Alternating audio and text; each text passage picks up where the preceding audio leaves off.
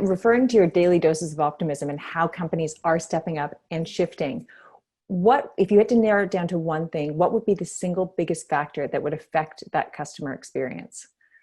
I think it's being relevant right now and uniting your organization. Here's what happens often with this work is a survey score will come out, or a CEO will get a call from a customer, and we go off and do what I call these, kind of fractured projects where silo by silo, we pick off something because we want to get a higher score in our area or whatever. Mm-hmm. Right now, there's no more greater time than now to unite and focus and pick a few things that will benefit the whole organization versus every silo trying to get in their list.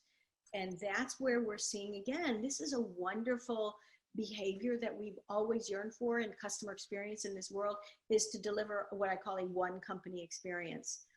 This has been a weirdly great COVID, right? Forcing function to say, we can do three good things. What are those three things?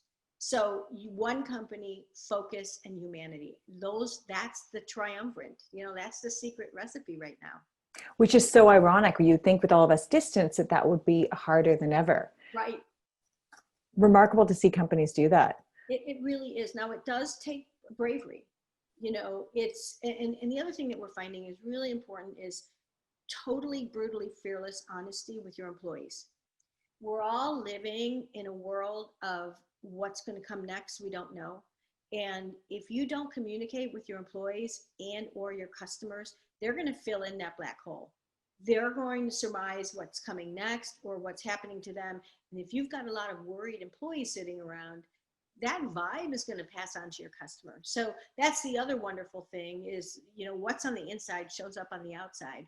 We're seeing this tremendous really, again, fearless opening up the kimono and sharing financials, what's going on with people. Even organizations that have had to downsize because it's an inevitability are doing it in a very different way than they've done it in the past. And, furloughing with the hope to bring people back. But even in those situations, doing it in a way that people realize they can leave with their dignity intact, right? Mm-hmm, mm-hmm. That idea of brutal honesty to create a really exceptional customer experience. How does that then translate when you're dealing with, B2C clients and getting in there less within the company, but outside of the company? Well, it's interesting. A lot of organizations I'm working with have to address challenges that they have. Mm-hmm. There's some industries that are having major bumps because of what's going on. The furniture market is out of control. Everybody and their brother is nesting. And I've been doing a lot of work with the leaders in that industry. Yeah. And, the big conversation we're having is you can't blame the supply chain when your customer calls and says they're frustrated because their couch isn't there on time. That's like when you have a bad hamburger at a restaurant, the server blames the farmer. It's, you've got to own it. Yeah. And find a way to be in front of the communication. So what I said to him, for example, is why don't you have a scale on your website of how many hundreds of thousands of chairs were bought yesterday? If you bring your customer into the story, you're managing expectations, but you're also doing it with a personality that is only your own, right? So I think that we're so used to doing the traditional things we do in business that we don't realize, again, opportunity is knocking to show up, have a personality, use humor to say, look, this is crazy land. When I started my career at Land's End, which is in the middle of a Wisconsin farmland. And one of the things that we did early days was when we made a mistake, I actually contracted with the farmers to give me eggshells. So I sent people envelopes with eggshells and I said, oh, we have egg all over our face on this one. Oh, that's fantastic. What about personality, right? What wouldn't make you happy with that? Exactly. Well, it worked pretty well until they were mashing the eggshells in the mail. But again, part of what we're saying is people will understand if you involve them in the story.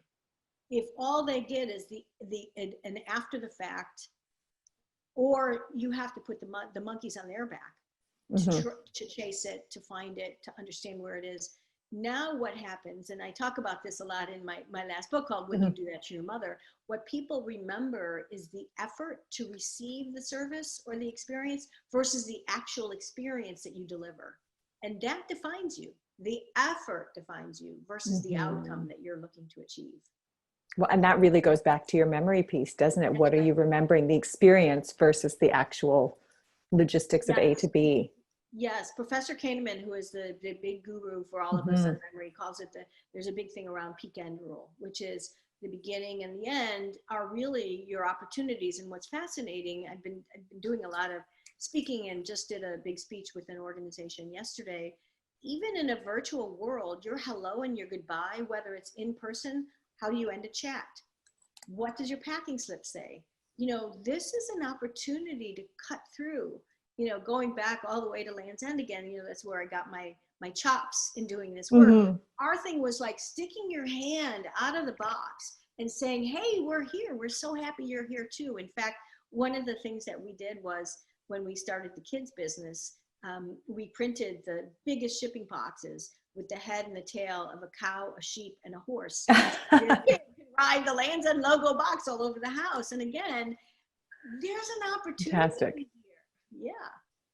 So those tiny little details, and as you said, thinking out of the box, or in this case, on the box, is really what's making the difference.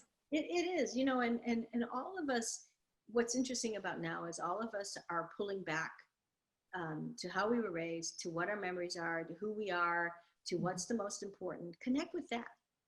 Connect with that they have families. I'm working with a large a franchise company that does work on cleaning homes. And, you know, what people care the most about is safety.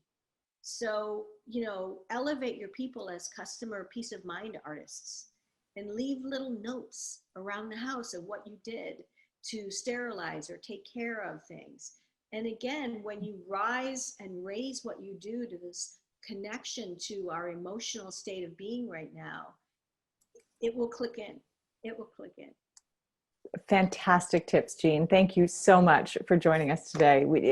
You've really given me a lot of food for thought in terms of how we can do things better, and I'm sure many of our listeners as well. Thank you.